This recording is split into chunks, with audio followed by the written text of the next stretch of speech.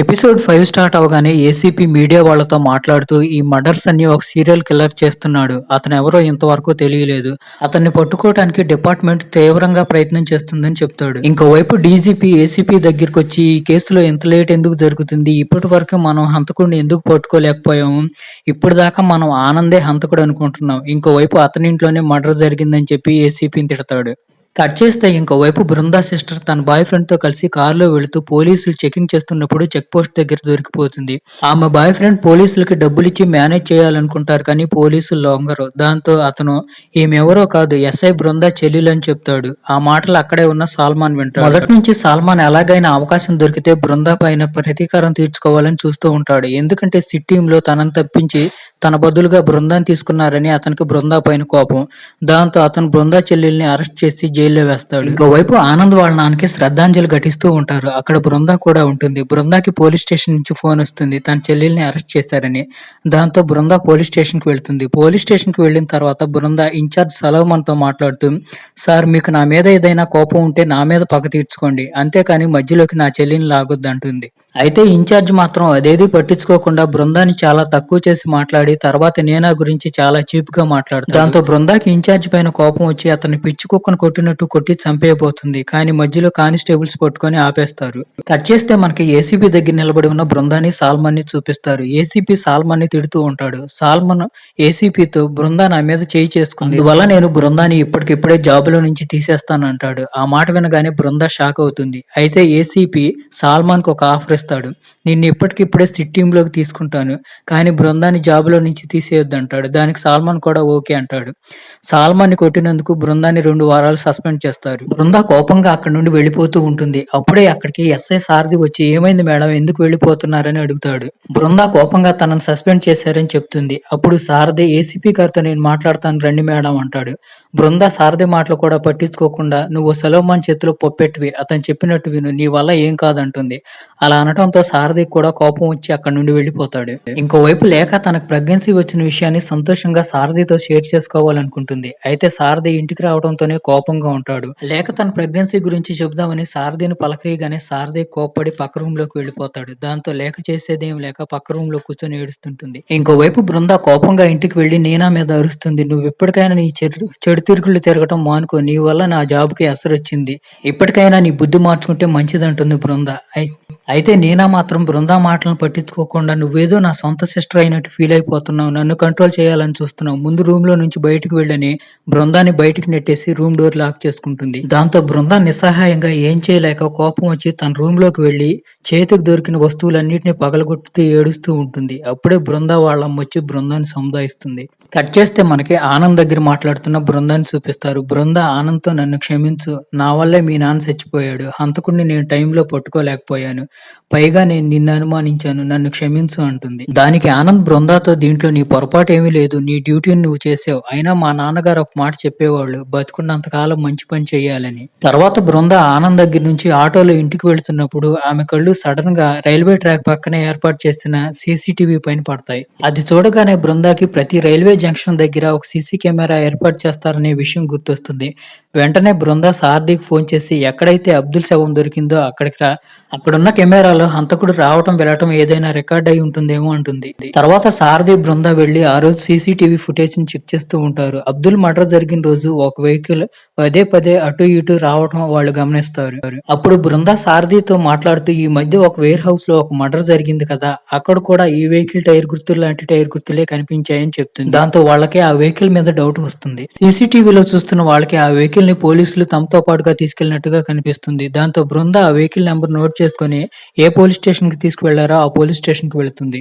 అక్కడికి వెళ్లిన తర్వాత ఆ స్టేషన్ ఇన్ఛార్జి బృందాతో ఆ వెహికల్ అయితే మేము తీసుకొచ్చాం, కానీ ఆ వెహికల్ డ్రైవర్ ఒక పిచ్చోడు, అతని దగ్గర ఉన్న ఒక బొమ్మను మేము తీసుకోవడంతోనే అతను పిచ్చి పిచ్చిగా ప్రవర్తించాడు, దాంతో అతన్ని అప్పుడే వదిలేశాం, అయితే వదిలేయబోయే ముందు అతను వేలిముద్ర తీసుకున్నామని చెప్తాడు.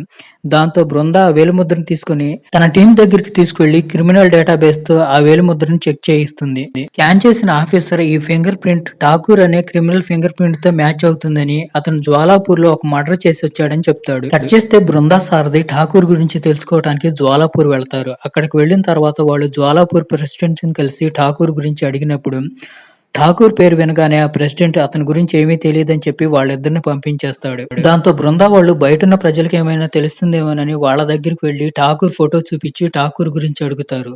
ఠాకూర్ గురించి అడగగానే ఆ ప్రజల రియాక్షన్ ఎలా ఉంటుందంటే, వాళ్ళేదో దయ్యం గురించి విన్నట్టుగా భయపడిపోతారు.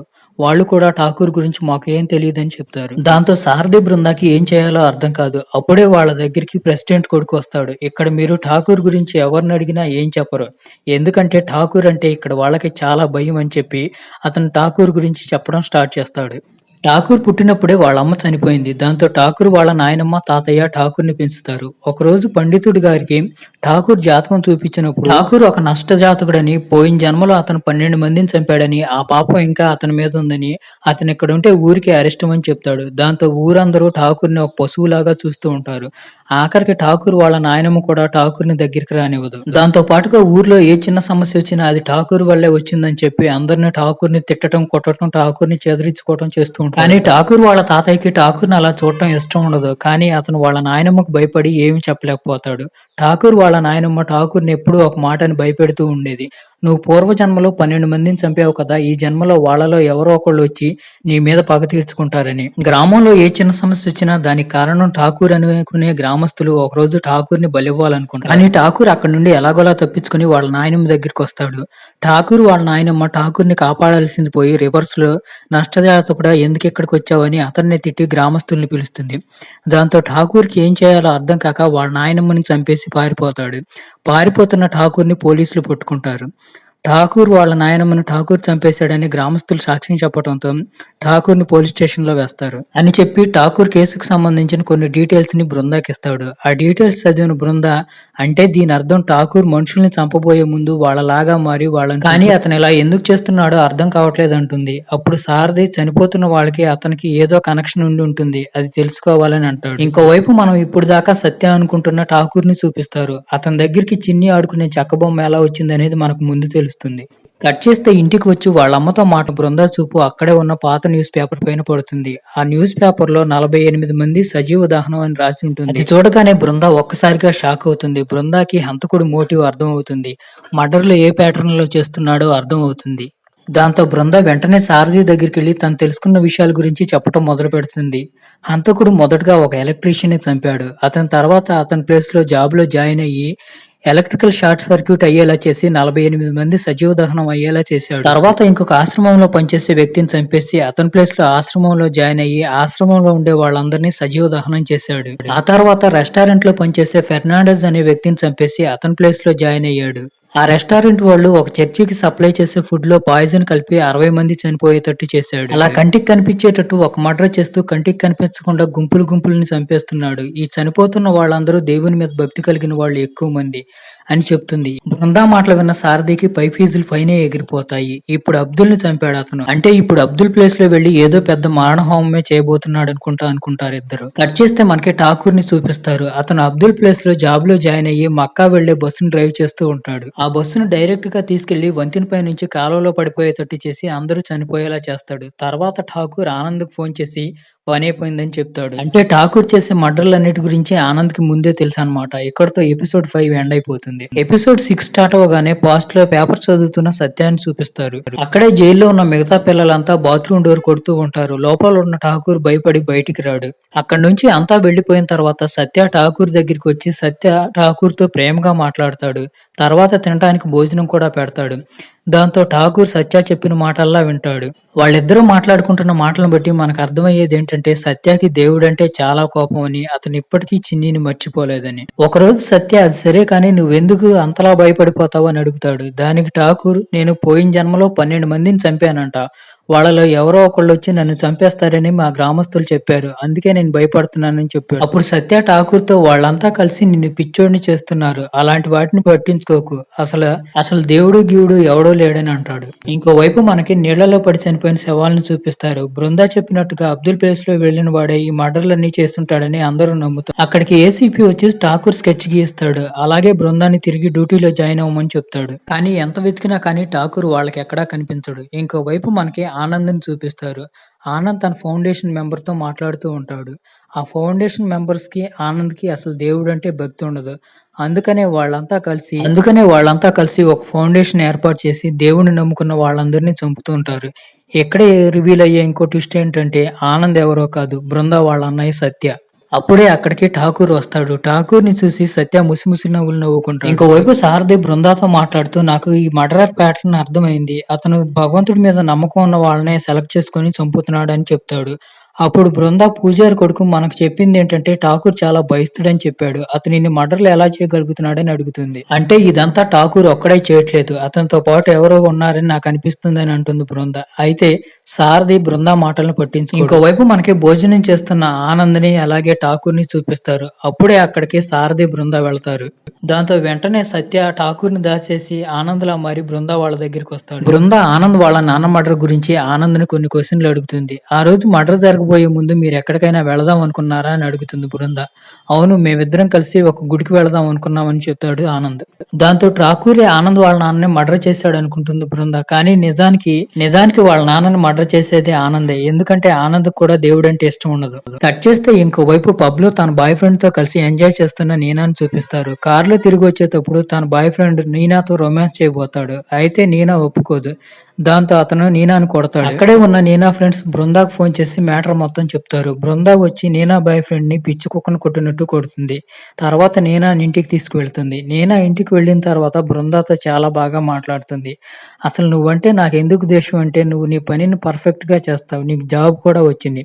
అందుకే నువ్వంటే నాకు ద్వేషం అని చెప్తుంది. తర్వాత అక్క చెల్లెలిద్దరూ ఒకటైపోతారు. తర్వాత ఏసీపీ తన టీం మెంబర్స్ అందరితో మాట్లాడుతూ వరుసగా ఇన్ని మర్డర్లు జరుగుతున్నాయి. కానీ ఇంతవరకు మనం హంతకుడిని పట్టుకోలేకపోయాం అని అంటాడు. అప్పుడు బృంద హంతకుడిని పట్టుకోవటానికి నా దగ్గర ఒక ప్లాన్ ఉంది. కానీ దానికోసం ఒక చిన్న డ్రామాని ప్లే చేయాలంటుంది. దానికి ఏసీపీ కూడా ఓకే చెప్తాడు. తర్వాత రోజు బృంద ప్రెస్ కాన్ఫరెన్స్ అరేంజ్ చేసి ఠాకూర్ పోయిన జన్మలో 12 మందిని చంపాడు. అతన్ని చంపడానికి ఈ జన్మలో నేను పుట్టాను. ఎలాగైనా చేసి అతని మీద పగ తీర్చుకుంటానని చెప్తుంది. ఆ మాట అంతా టీవీలో వైరల్ అవుతుంది. జనం చూసి పోలీసులకు పిచ్చెక్కిందేమోనని చెప్పి జోకులు వేసుకుంటూ ఉంటారు. ఆనంద్ ఇంట్లో ఉన్న ఠాకూర్ ఈ న్యూస్ చూస్తాడు. ఈ న్యూస్ చూడగానే ఠాకూర్‌కి భయమేస్తుంది. ఠాకూర్ భయపడిపోతూ అది నన్ను చంపేస్తానంటుంది. అది బతికుంటే నన్ను బతికుండనివ్వదు. నేనే దాన్ని చంపేస్తానని అంటాడు.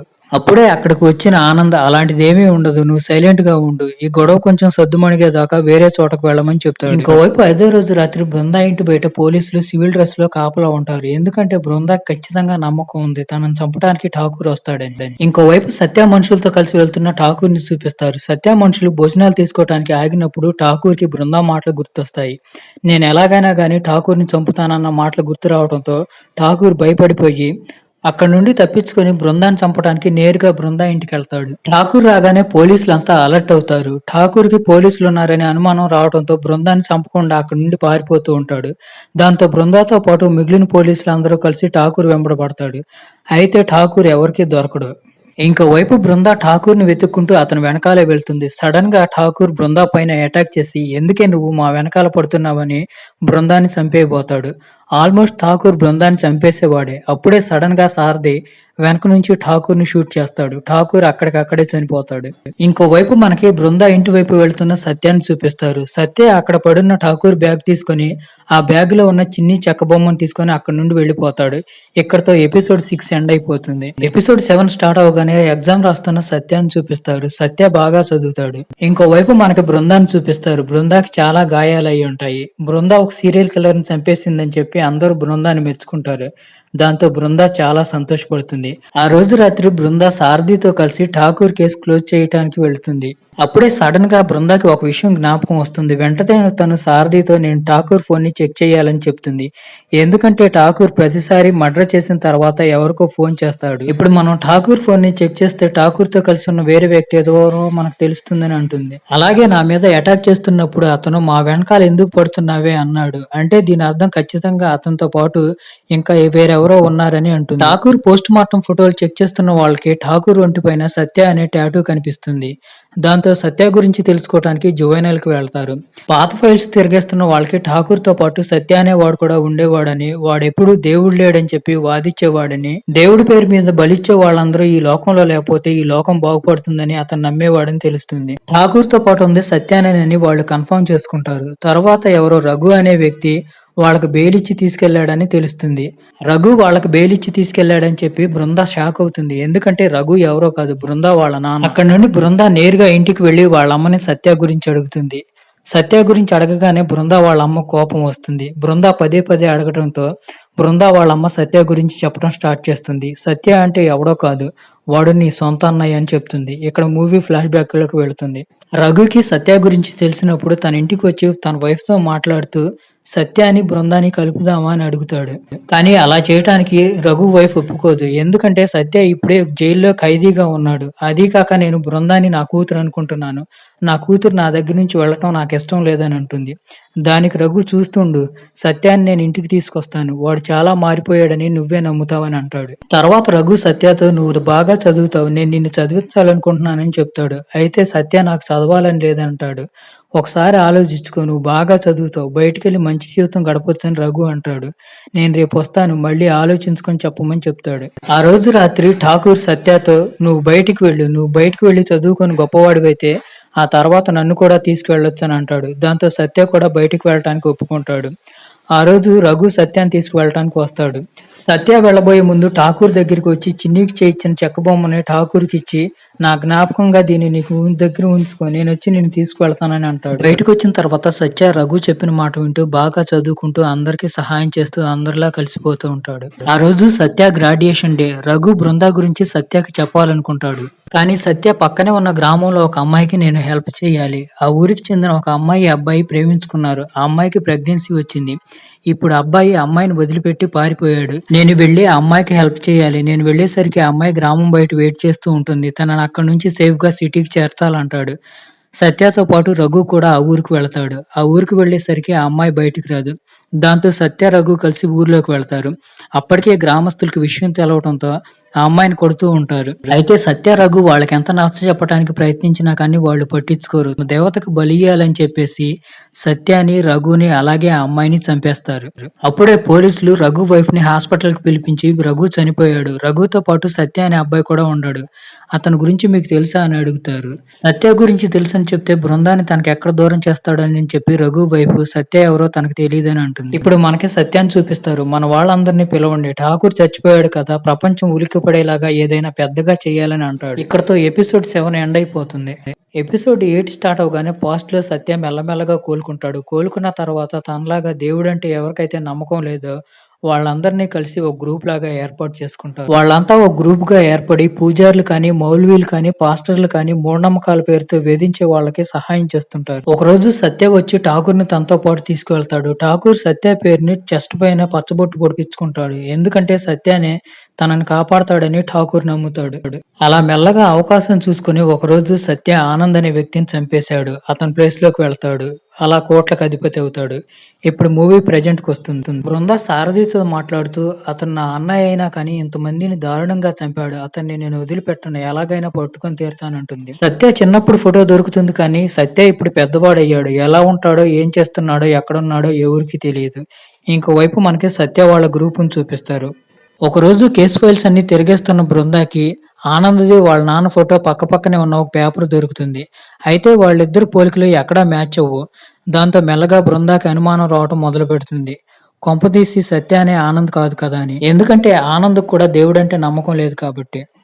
బృంద తనతో పాటుగా సారథిని తీసుకుని సత్య ఇంటికి వెళుతుంది. కానీ అక్కడ ఎవరూ ఉండరు. అప్పుడే బృందాకు ఒక విషయం జ్ఞాపకం. సత్యతో పాటు అతని ఫౌండేషన్ లో ఉండే మిగతా వాళ్ళు ఎవరూ కూడా దేవుడిని నమ్మరు. అంటే వీళ్ళంతా కలిసి పెద్దగా ఏదో ప్లాన్ చేస్తున్నారని బృందాకు అనుమానం వస్తుంది. అప్పుడే బృందాకి తన సత్య కార్ కి GPS ట్రాకర్ అమర్చినట్టుగా గుర్తొస్తుంది. దాంతో వెంటనే ట్రాకర్ ఓపెన్ చేసి చూస్తే గంగవరంలో సత్య ఉన్నట్టుగా తెలుస్తుంది. వెంటనే సారథి ఏసీపీకి ఫోన్ చేసి విషయం అంతా చెప్తాడు. అప్పుడు ఏసీపీ చెప్తాడు, ఇవాళ 25 సంవత్సరాల తర్వాత గ్రహణం తర్వాత నీళ్లలో అమ్మవారి జ్యోతి కనిపిస్తుంది, ప్రజలంతా దాన్ని చూడటానికి వస్తారని చెప్తాడు. బృంద తన టీం తీసుకుని అక్కడికి వెళ్లేసరికి సత్య మనుషులు అక్కడ ఉంటారు.